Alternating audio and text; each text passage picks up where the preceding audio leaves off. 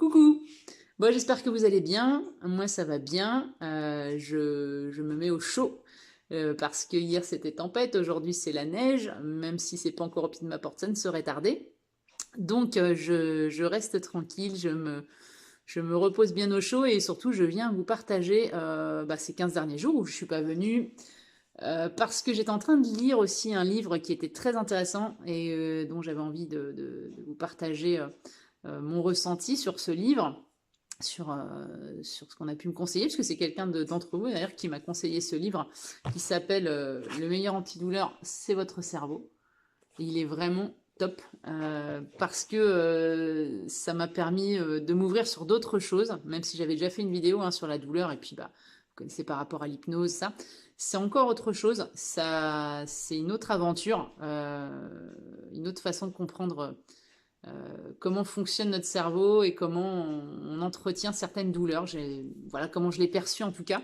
Et puis c'était intéressant aussi moi par rapport à ce que j'ai eu, puisque ça m'a montré que de ce qu'il raconte lui, en tout cas, ce docteur, c'était intéressant de voir que j'avais un peu les mêmes mécanismes comme chacun par rapport à la douleur, même si je fais de l'hypnose, même si je travaille sur la respiration, sur plein de choses comme ça, finalement, ça m'a repoussé encore un peu plus loin sur juste le fait de la pensée. Et c'est ça, en fait, c'est-à-dire que je ne remets pas en question le fait que voilà, la douleur, bien sûr, enfin le ressenti, j'ai envie de dire, pour moi, c'est pas une douleur, c'est un ressenti à un endroit qu'on a qui peut être lié à différentes choses. Et selon vraiment à quoi elle est liée, et ben forcément, notre cerveau a une force. Et c'est en allant diriger nos pensées, en allant essayer de travailler sur ces pensées, qu'on arrive parfois à enlever carrément certaines douleurs. Alors, je ne veux pas dire qu'elle n'existe pas, ça ne veut pas dire que... Voilà, moi quand j'ai lu ça, je lisais au fur et à mesure, au bout d'un moment je me dis oui, c'est bien, il parle d'hernie discale, il parle de sciatique, donc on est sur des choses où il explique que, pour vous dire un exemple, je vous spoilie pas tout le livre, mais juste vous donner quelques exemples, c'est que par exemple vous avez un test qui a été fait sur 50 personnes qui ne se plaignent d'aucun mot, ils ont rien et on leur fait des radios et on s'aperçoit que certains ont des hernies discales, ont des problématiques au niveau du dos qui sont au point de vue radio visibles, voilà, et pourtant ils n'ont pas de douleur. Et comment on explique alors du coup que certaines personnes associent le fait que ils ont mal, on leur fait une radio et des fois ils ont rien et puis des fois ils ont quelque chose. Donc est-ce que c'est vraiment lié à ces problématiques de dos puisque voilà, le médecin lui va forcément dire ok, t'as mal, c'est normal, voilà, t'as une hernie discale. Et finalement on s'aperçoit que c'est pas forcément lié. Et puis même, il explique en faisant sa méthode, qui est liée pour lui au fait qu'on a des problématiques qui peuvent être liées sur un moment de tension intense, de rage, comme il appelle, en fait, de choses qui n'ont pas été évacuées au niveau de nos pensées et qui viennent, voilà, le cerveau vient réagir et vient comprimer certains muscles et ne pas amener assez d'oxygène à certains endroits du corps qui vont pouvoir créer ces douleurs en fait, qui vont venir irradier en fait certains endroits, souvent bien sûr le dos. Ça peut être aussi les parties articulaires de la jambe, voilà, du dos et les reins, etc. Et c'est pour ça souvent qu'on dit qu'on en a plein le dos, bien sûr. C'est vraiment les points principaux des douleurs qu'il cite, mais il parle aussi des fibromyalgies et tout ça. Enfin voilà, c'est hyper intéressant. Sauf que moi, en lisant ce livre, je me dis aussi à un moment donné, comme tout le monde en fait, je dis oui mais moi j'ai eu des fractures, j'ai des vraies fractures, donc les douleurs elles sont normales entre guillemets. D'ailleurs, je me refais dans ma tête le schéma de quand je suis allée voir mon chirurgien pour le pied et qui me montre à l'arthroscanner, voilà, vous voyez, il manque tout ça, il n'y a pas d'os au niveau de votre calcanéum, donc c'est normal. Quand vous posez le pied, voilà, vous relevez, c'est normal, il y a une inflammation, donc vous avez des douleurs. Et là, je me dis, mais en fait, quelque part, lui, il est venu me justifier la douleur que j'avais. Mais est-ce que je l'ai ou est-ce que je la crée? Est-ce que je continue comment dire, à l'alimenter finalement via mon cerveau parce que il a validé ce fait que j'ai le droit d'avoir mal. Et voilà, la réflexion que j'ai eue par rapport à ce livre, et c'est là que j'ai commencé à me détacher. Donc la première semaine où j'ai commencé à le lire, en me disant, mais il faut que je pense autrement et à travailler plus sur mon mental, parce que je pense que on peut aller au-delà du fait d'avoir aussi cette rage, comme il dit, ou ces pensées, ou des choses négatives qui sont en nous, ou qui nous empêchent, enfin qui créent ces douleurs. Je pense aussi qu'on peut continuer à les amplifier sur des cas comme moi, où c'est des gens qui ont eu des fractures, où on peut ne plus avancer à un moment donné à ce niveau-là, et parce qu'on ne se dépasse pas. Alors, c'est compliqué parce que se dépasser, moi je trouve ça parfois, la limite elle est compliquée à trouver, elle est difficile parce que est-ce qu'il ne faut pas que j'aille trop loin parce qu'après ça va être compliqué pour revenir en bas de l'inflammation, mais est-ce que l'inflammation est réelle ou est-ce que si je la dépasse je vais gagner dans l'articulation et plus avoir mal. Enfin voilà, c'est beaucoup de choses et en fait finalement je me suis dit mais ça devient hyper cérébral. Et puis, si j'essaye d'enlever ce fait que ça ne soit pas une douleur, mais que ça soit un ressenti, et de l'apprivoiser autrement. Donc, c'est ce que j'ai fait depuis une bonne semaine, là, presque 15 jours, où j'ai commencé à avoir des pensées différentes, que j'intègre aussi dans mes méditations, dans tout ce qui est visualisation, quand je fais mes respirations, et puis surtout quand je vais marcher.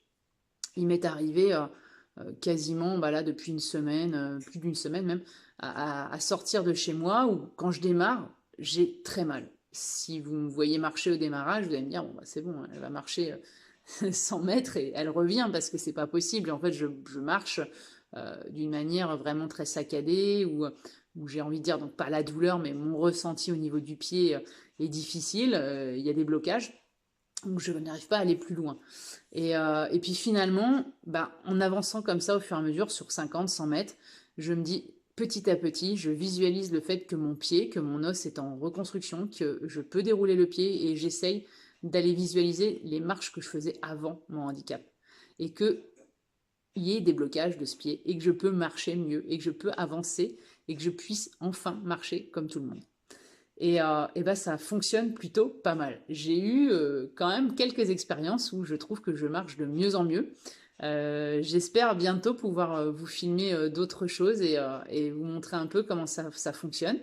Il faut accepter que ça soit pas tout le temps comme ça dans la journée, puisque voilà, là si je me relève de mon canapé, je vais peut-être peiner pendant quelques temps. Il y a des ressentis des fois différents, mais j'accepte que ce ressenti que j'ai sur le moment, il n'est pas négatif, il n'est pas là parce que j'ai trop forcé ou parce que je vais plus avancer. Il est là juste parce qu'il est en train de se reconstruire et que j'ai passé un cap et que j'avance et qu'il est là temporairement.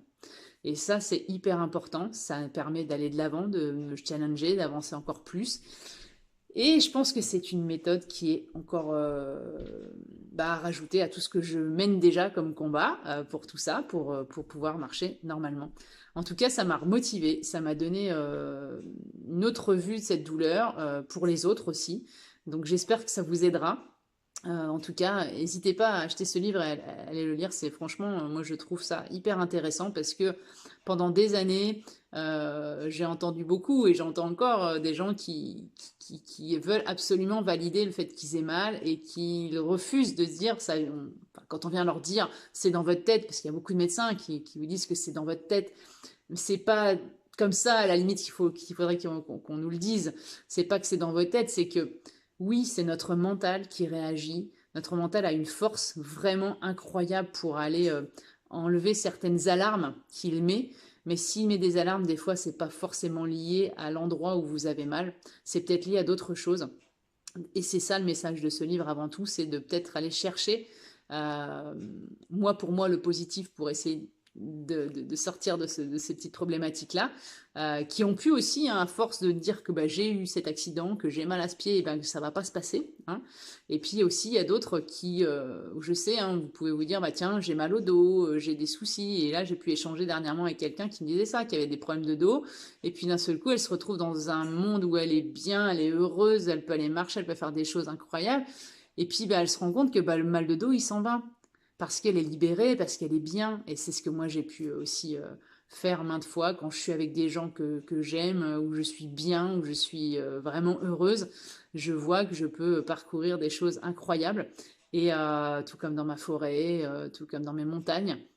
Et dans plein de prochains challenges que je vous annoncerai bientôt pour 2025, où je veux aussi aller de l'avant dans ce sens-là, parce que c'est ça qui fait que, bah, en fait, on a cette capacité, notre corps, il est très très fort, il est incroyablement fort, et il est capable de se régénérer, de faire des choses bien plus fortes que l'on ne croit, et d'ailleurs, il est aussi capable d'aller dans l'autre sens et de créer des maux, parce que bah, on s'empêche de les soigner, j'ai envie de dire, voilà.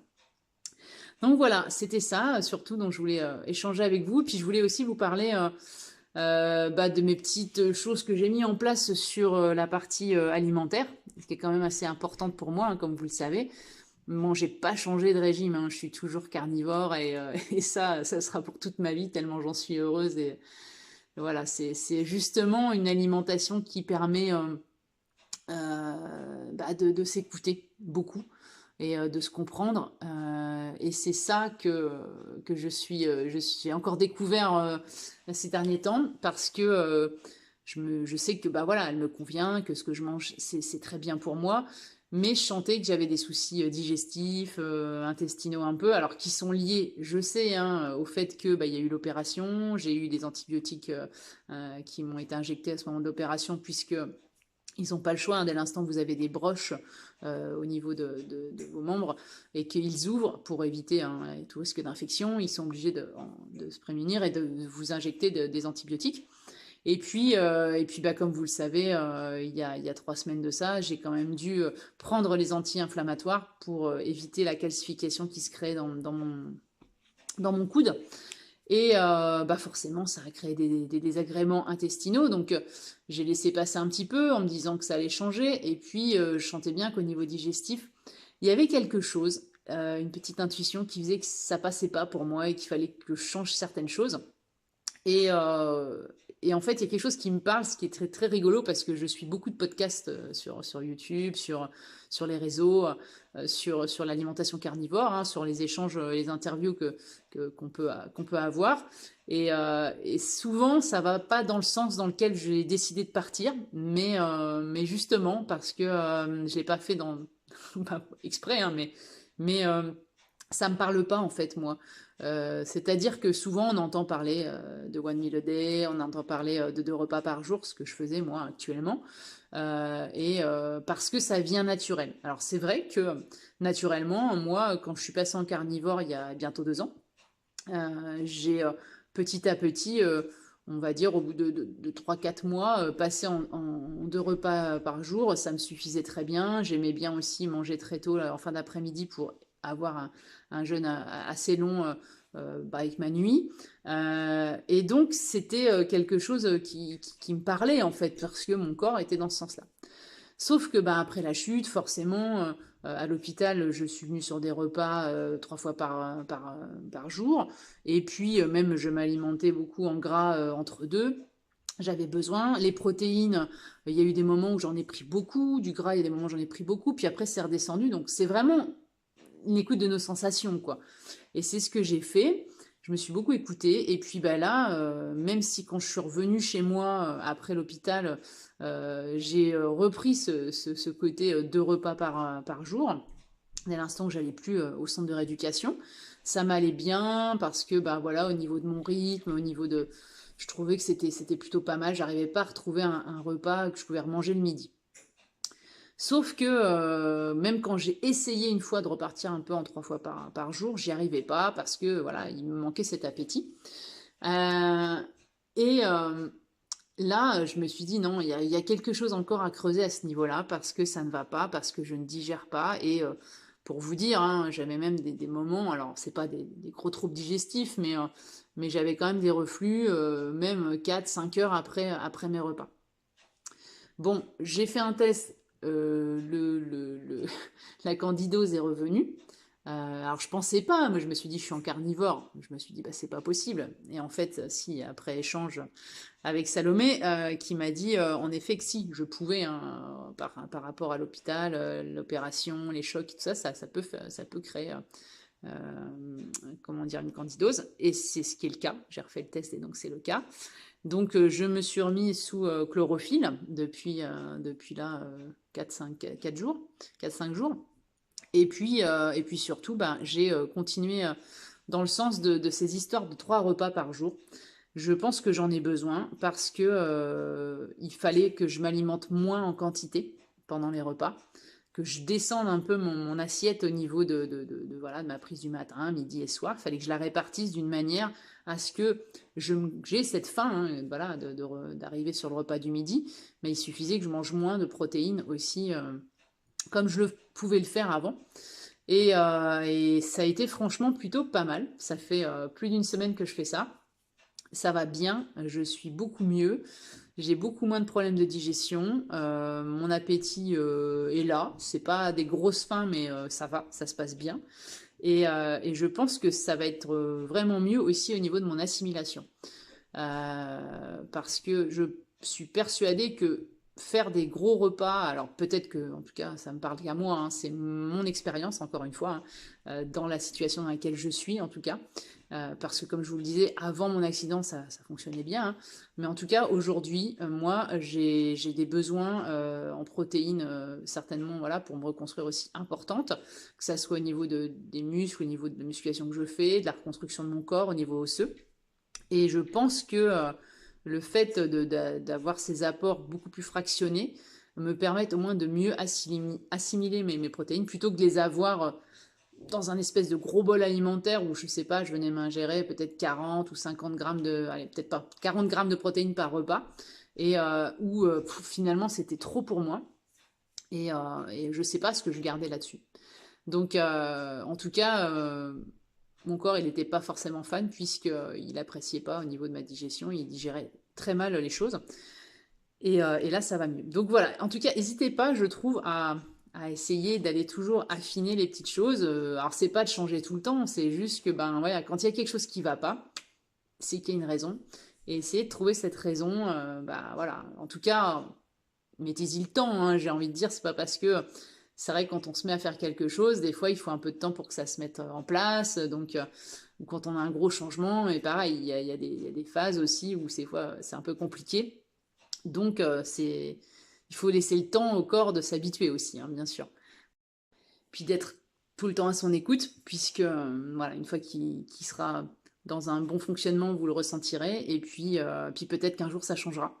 C'est ce qui était, voilà, ce qui a été le cas pour moi en tout cas, et ce qui sera toujours le cas pour tout le monde, je pense, parce que ben on n'arrête pas de changer. On vit toujours des choses différentes dans la vie, on évolue dans un sens ou dans un autre, hein, que ça soit un accident, mais ça peut être aussi vous avez fait plus de sport, vous êtes mieux, votre corps il s'est modifié, donc forcément il va peut-être te demander d'autres choses et autrement, d'autres apports différents.